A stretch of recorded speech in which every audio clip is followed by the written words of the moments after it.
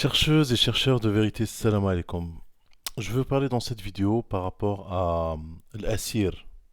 Est-ce que dans le Coran, à la base déjà, il y a des prisonniers de guerre? Est-ce que Dieu, parce qu'il y a, comme vous savez, l'histoire du prophète et ses histoires de guerre qu'il y a dans le Coran, et l'histoire du prophète et ses histoires de guerre qu'il y a dans les hadiths.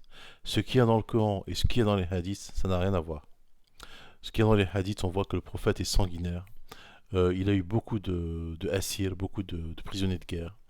Il a même eu des esclaves à lui, des esclaves qu'il a, des captifs de guerre, des Assir, des captifs de guerre. C'est le but de notre vidéo aujourd'hui, c'est de voir si le Coran parle de Assir et si le prophète en avait et si Allah nous encourage si dans sa guerre à lui, parce que il faut savoir que la guerre du prophète, elle s'est arrêtée quand l'islam s'est propagé. La guerre, elle s'est arrêtée là.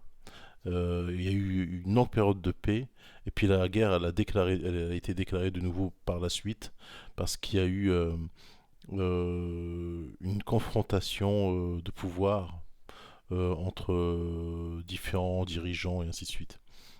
Mais à l'époque du prophète, lui, il n'a fait la guerre que pour se défendre. C'est-à-dire, je vous parle de l'histoire du prophète Mohammed dans le Coran, hein. Il n'a fait la guerre que pour se défendre, parce qu'il était à la base attaqué, il était menacé, il a été expulsé, son islam a été refusé, donc il devait se défendre. Les gens voulaient l'exterminer, lui et ce qu'il est venu avec, c'est-à-dire lui, son entourage et ce qu'il est venu avec, c'est-à-dire le Coran. Donc il n'a fait que se défendre. Et Allah lui a demandé de se défendre. Il y a des versets là-dessus. Alors, on va voir si si le assir existe. Est-ce que le prophète, il avait le droit d'avoir des captifs de guerre selon le Coran?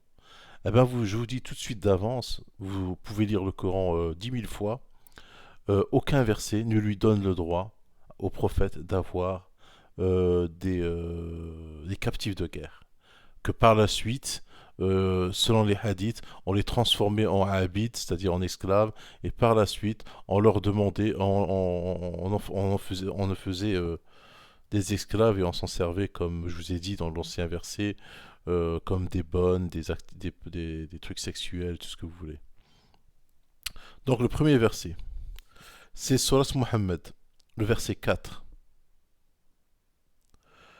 فإذا لقيتم أعوذ بالله من الشيطان الرجيم بسم الله الرحمن الرحيم فإذا لقيتم الذين كفروا فضرب الرقاب حتى إذا أثخنتموهم فشدوا الوثاق فإما منا بعد وإما فداء حتى تضع الحرب أوزارها فأما منا بعد وإما فداء حتى تضع الحرب أوزارها ذلك ذلك ولو يشاء الله لانتصر منكم ولكن ليبلو وبعضكم ببعض والذين قتلوا في سبيل الله فلن يضل أعمالهم. Je répète. فإذا لقيتم الذين كفروا فضرب الرقاب حتى إذا أثخنتموهم فشدوا الوثاق فإما منا بعد وإما فداء. Il y a soit l'un ou l'autre. Il n'y a pas trois. لا يوجد ثالث. C'est l'un ou l'autre. Alors je veux dire en français. Lorsque vous rencontrez au combat, c'est-à-dire que je vous ai bien expliqué que le prophète, au combat, c'est-à-dire défensif, on est bien d'accord, hein. Parce que dans le Coran, il y a beaucoup de versets où on voyait que le prophète était expulsé, qu'il devait se défendre. Lorsque vous rencontrez au combat ceux qui ont mécru, frappez-en les coups. Bon, faites la guerre, quoi. Frappez-en les coups, parce qu'avec quoi ils frappaient? Ils faisaient la guerre, c'est avec les épées, hein. Frappez-en les coups, puis, quand vous les avez dominés, enchaînez-les solidement. Ensuite, c'est soit la libération gratuite, soit la rançon. C'est soit la libération gratuite, soit la rançon. Donc il n'y avait pas de prisonniers de guerre. La rançon, c'est-à-dire on échangeait des prisonniers avec des prisonniers, ou s'ils n'avaient pas de prisonniers, d'autres prisonniers chez eux, ben, on demandait une rançon pour leur donner leurs prisonniers. Mais on n'en gardait pas des captifs. Captifs de guerre, on n'en gardait pas. Ça, c'est la loi de Dieu, c'est écrit noir sur blanc. Le verset 4, Surat Muhammad. Surat Muhammad. Imma fida'an, fa imma mannan ba'du wa imma fida'an. Alors je répète, fa imma mannan ba'du وإما فداء حتى تضع الحرب أوزارها. Il dit c'est soit la libération gratuite, soit la rançon, jusqu'à ce que la guerre dépose ses fardeaux.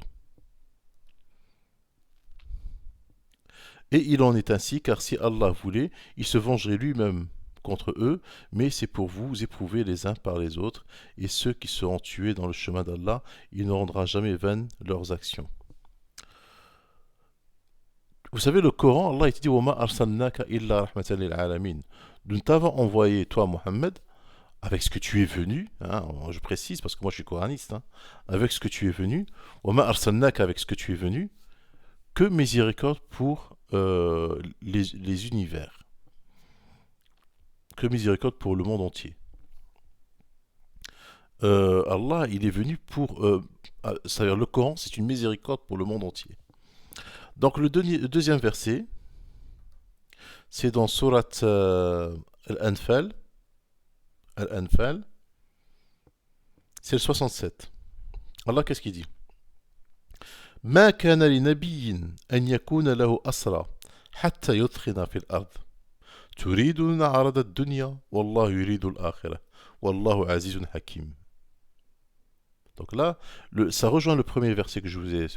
Ils ne se contredisent pas. Il n'appartient à aucun prophète d'avoir des prises. Moi, je le traduis selon en arabe ce que moi j'ai compris. Ma kanali nabiyin.